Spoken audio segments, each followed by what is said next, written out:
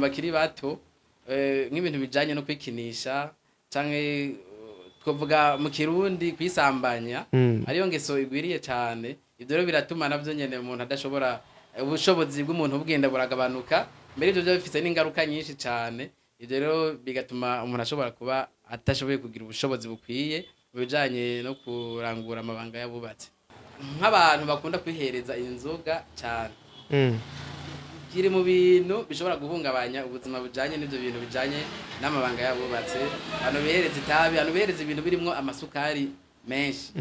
Abantu bihereza ibintu birimwo amasukari menshi, abo barashobora nabo nyene kugira ico kibazo. Canke uku kuntu abantu basigaye bafungura indya imwe, ugasanga ntibashobora bahinduranya kabiri, basanga bama ari ku mfungwa uburyo bubiri gusa.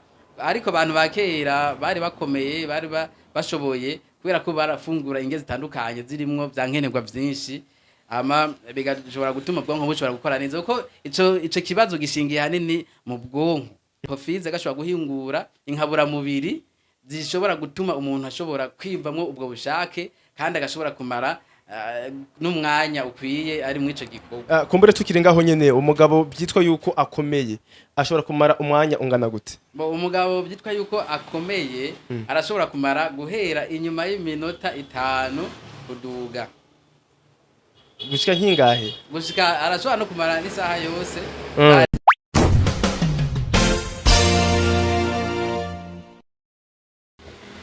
Yes, bakunzi ba PITV, reka tubaramutse aho muri hose kwisi. Uno munsi rero mu kiganiro turi kumwe n'umuganga, twabazaniye umuganga akoresha imiti kama. Rero ikibazo tugiye kurabira hamwe ni ubushobozi buke ku bagabo n'abagore bubatse. Asanzwe ari umuganga akoresha imiti kama, kandi ico kibazo ni muri kimwe ashobora gutorera inyishu.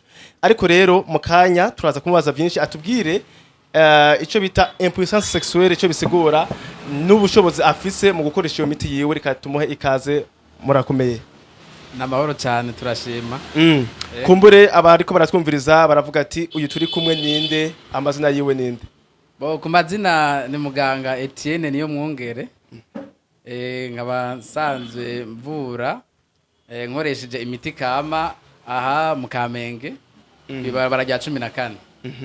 Kumbure benshi iyo bumvise umuganga barumva ati kumbure n'umuganga yagiye kwiga ibya medicine canke soins infirmiers. Uri muyihe kategori? Nukuvuga nivyo mwishure tuba dufise ibyo twize, ariko hariho ibya kama dushobora kugira ama formation atandukanye, tugasoma ibitabo byinshi n'imiti kumbure twagiwe turabwirwa ikora. Tumaze kubona abantu benshi yavuye, hama nakwe tukakura aribyo duca dushira mu ngiro.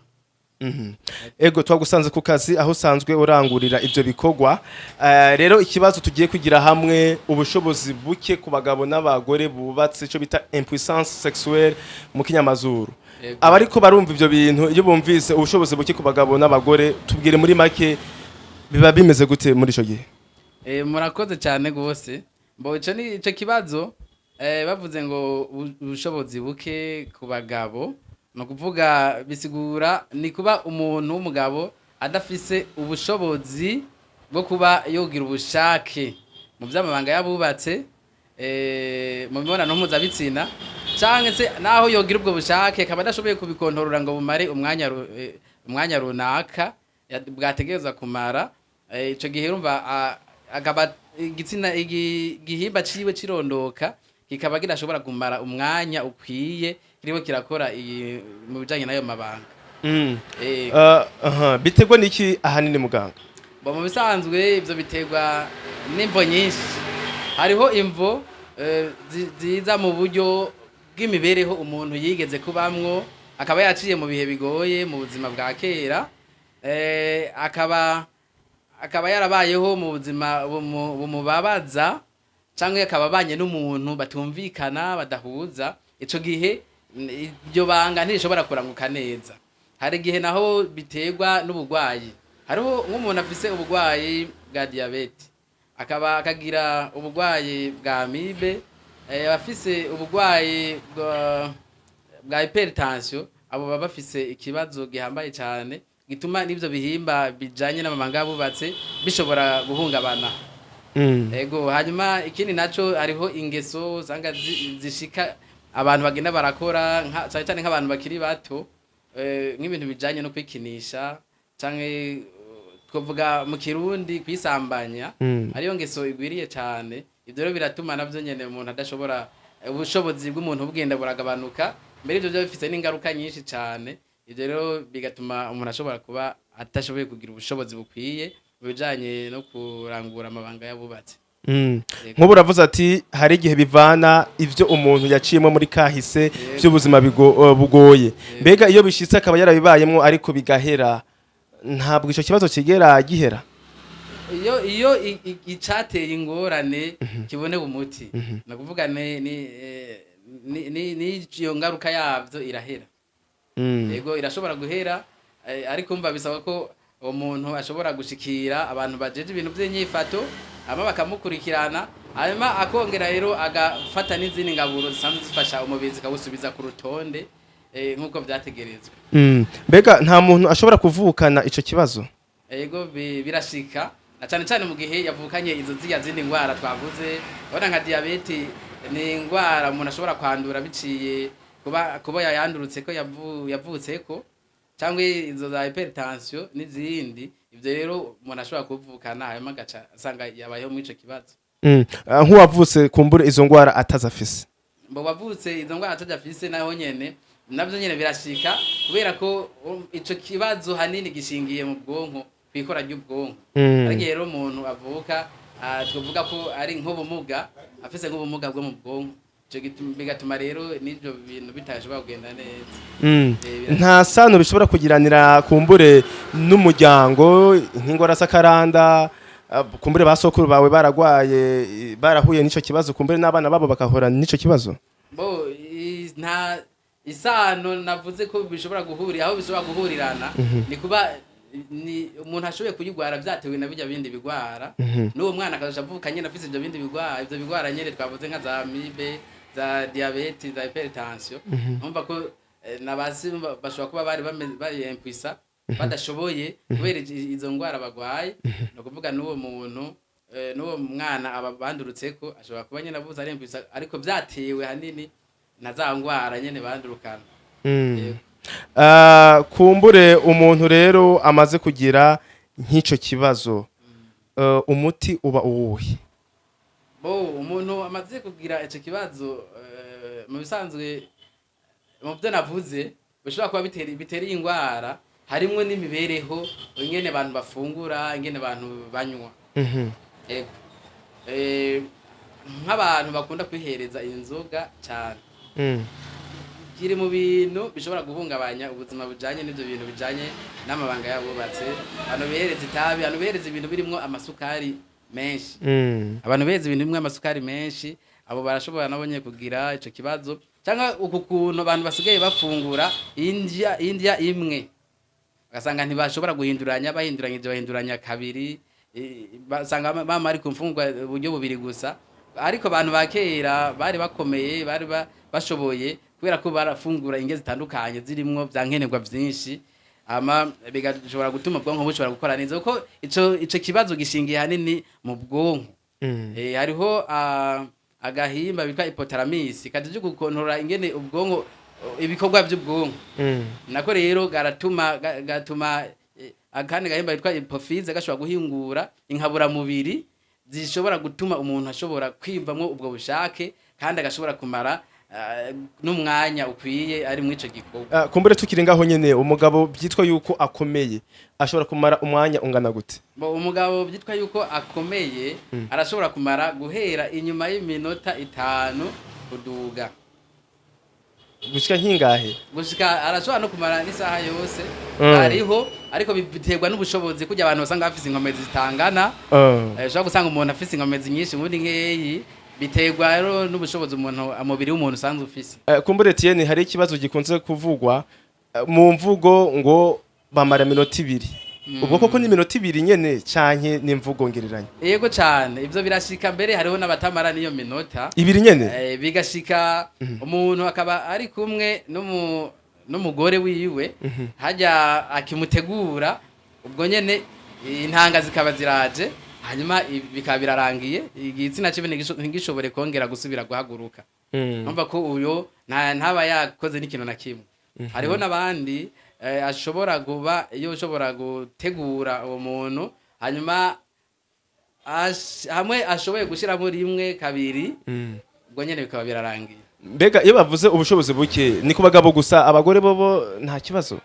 Abagore bagira ikintu bita ubushake kubura ubushake cyangwa kugira ubushake bukeya, nabo birashika bakagira ubushake buke canke bakabubura. Yego cyane, nabo nyene birabaho cyane gose, kandi biraterwa hanini n'izi ngwara twavuze z'amadiabete, izo z'ama amibe usanga zirembeje umuntu, nabo ico kibazo kirabafata cyane.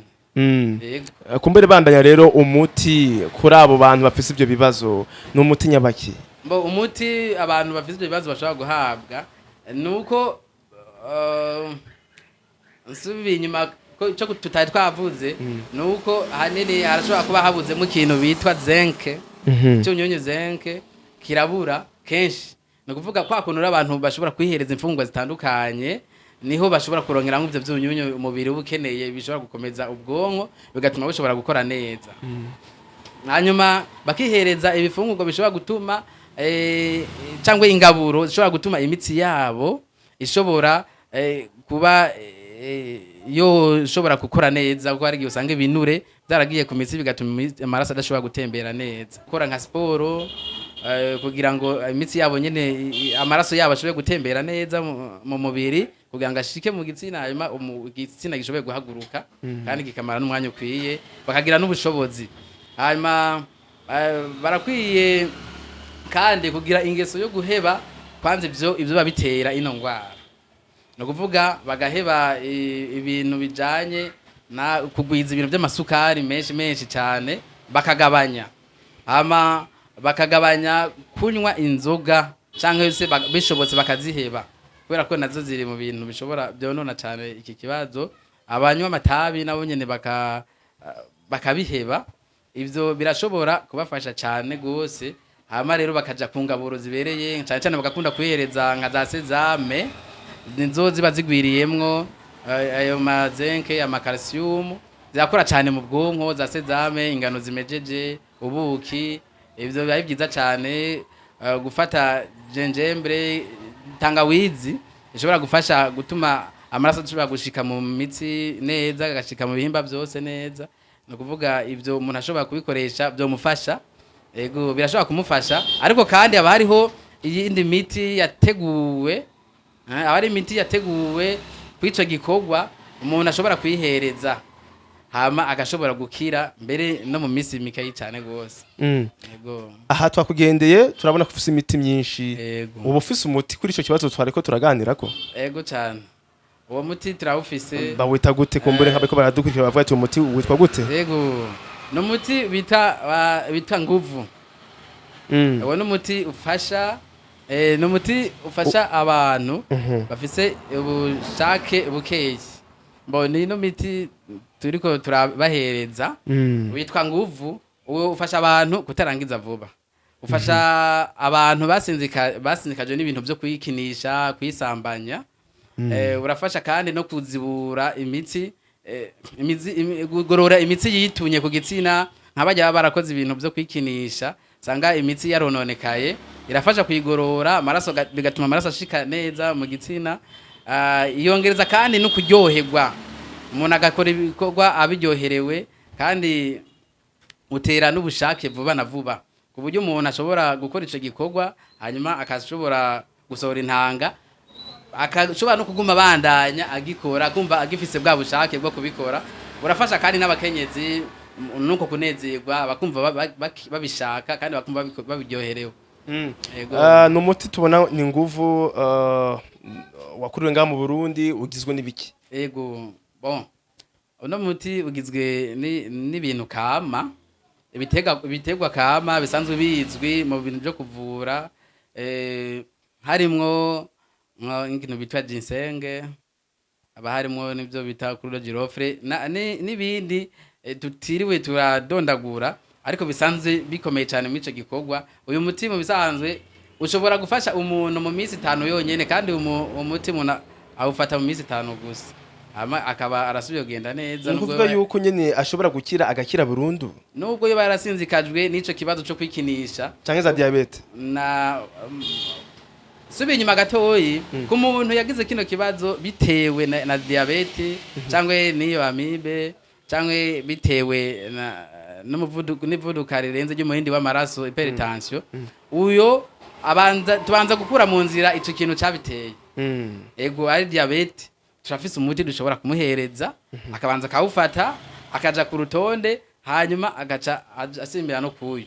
Ari hypertension nuko nyene nawe nyene abanza kuivura, ari amibe nawe nyene tumuhana n'uwo muti, hanyuma bikagenda neza. Tubanza rero kumenya neza ico bacarateye ingwara, hanyuma tukamenya ati tumuha uwo muti cyo dushirako na wawo na ca kintu cyo bacarateye iyo ngwara tukivure na co nyene. None nk'ubu murafise nk'abantu bihereje uyu muti barakira neza, mushobora gushingira intahe? Baramaze kubihereza benshi, mbere bakanatuzanira n'abandi bantu abari ngaha hafi cyangwa abari mu mahanga, barabutumako kabisa kubera ko babonye ishobora kubafasha. Akabijya rero nuko abantu basanzwe bamenyereye ibintu vy'imiti myinshi, bagafata imiti myinshi, ariko uno muti no muti mukeyi cyane, umuntu yihereza rimwe ku munsi kandi akayifata mu minsi 5 bikaba byahetse. Yego, hari ikibazo abantu benshi bakunze kwibaza ati ngo kumbure ngo ubushobozi buke ngo biravana n'igitsina cy'umuntu kuno kingana. Hariho na benshi twabonye bafata imiti ngo gutuma ngo cyo kwiyongera kikaba kinini. Ivyo hari isano bifitaniye nibi? Na hamwe bifitaniye, na sano bifitaniye. Kuba umuntu yogira igitsina gitoyi, ego hariho ni kimwe mu bugwayi. Hariho umuntu usanga afise igitsina gitoyi kirengeje, no kuvuga bari ubugwayi bw'igitsina ciwe, ariko ntaho bihuriye nibi bijanye n'ubushobozi mu mabanga yabubatse, kubera ko naho ufise igitsina gitoyi kaba gishoboye guhagarara umwanya munini ukwiye, ni kiba gihambaye cyane gusumba kuwogira kinini kidashoboye guhagarara umwanya ukwiye. Ngira abatwumvise baravuga ati ibeye igiciro cy'uyu muti cyangwa nibanga nukuvuga uyu muti umuntu arashika tukabanza tukamenya uko tubanza kumenya icabiteye. Nk'igihe dusanze arico nibagiye dusanze afise nk'ikibazo ca prostate, yaragwaye nka prostate bitewe na kujya kwikinisha ku bagabo, uyo tumenya ingene tumubwira, tubanza kumuha umuti uvura iyo prostate tukaca tumuhanuye. Nukuvuga rero ico gihe nta giciro cy'uwo muti dushobora kuvuga neza mu gihe tutaganiriye n'umuntu ngo tumenye ikibazo afise. Yego, muganga, kumbure turangiza ikiganiro, hariho abantu benshi bagira amakenga ku bantu bakoresha iyi miti kama, bakavuga ati kumbure aba bantu ivyo bakoresha sivyo. Mwebwe murafise uburenganzira canke ubushikiranganje bujejwe amagara y'abantu burabazi n'ivyo mukora? Ubushikiranganje bujejwe amagara y'abantu babutuzi, kubera ko hariho urunani rw'amashirahamwe y'ubuvuzi kama azwi. Urwo runani ruhurikiyemwo n'amashirahamwe y'ubuvuzi kama ariyo natwe turimwo. Tuba turi mu ishirahamwe, nta muntu yadukiza ngo akore uko nyene. Abafise ishirahamwe yegukira, abafise uburenganzira, tuba dufise impapuro ngazi twemerera gukora, haba mu bushikiranganje bw'intwaro yo hagati, haba mu bushikiranganje bw'amagara y'abantu baratuzi. Noneho nibaza ko ari abantu bakeyi cyane bo bagikekeranya kuri ico kibazo. Yego, ubu rero uramaze kuvura nk'abantu benshi bagwaye ingwara zitandukanye bakaronka umuti mwiza? Yego, turamaze guhura n'abantu benshi bashobora kudushingira intahe kabisa. Yego, tukabaha umuti kandi ukabavura, n'abashobora kuba barananijwe n'ibinini bakabona byaranse bakaza ngaha. Kumbure ndazi ko bafite amatsiko menshi, baravuga ati akorera Etienne. Rero mu kurangiza ikiganiro urababwira iki? Kumbure naho ukorera naho bo gutora? Murakoze. Twebwe dusanzwe dukorera muri Bujumbura Meri, muri commune Ntahangwa, muri zone Kamenge, quartier Mirango ya 2, kwibarabara rya 14, neza na neza umuntu abajije iruhande y'akabare bitwa Sabanegwa Bar. Niho dukorera. Umuntu azucabona pancarte yanditse ko ubuvuzi kama medicine naturelle, hama munashobore kwa dusanga tumuhe umuti wizewe kandi uvura. Reka rero tugushimire cyane muganga kuba mwaduhaye ikaze nitwagaruka ndibaza ko muzo twakira. Yego cyane murahawe ikaze mubandanye muza ahubwo kugira ngo abantu bashishikare kumenya ingene boshobora kwitungira amagara yabo, ingene boshobora gutuma imiryango yabo idahungabana kubera ko kino kibazo kirakunda gutera ingorane nyinshi mu miryango. Nuko rero bakunzi ba PITV reka tubasezere aha niho turangije kino kiganiro. Mwibuke yuko basokuru bayamaze bati amagara asumba amajana, mwamaze kumva byinshi. Kino kiganiro rero mu gisangiza n'abandi kugira ngo nabo bashobore kunguka bagire amagara meza. Mwari kumwe na Moses Angelo, bye bye na buta.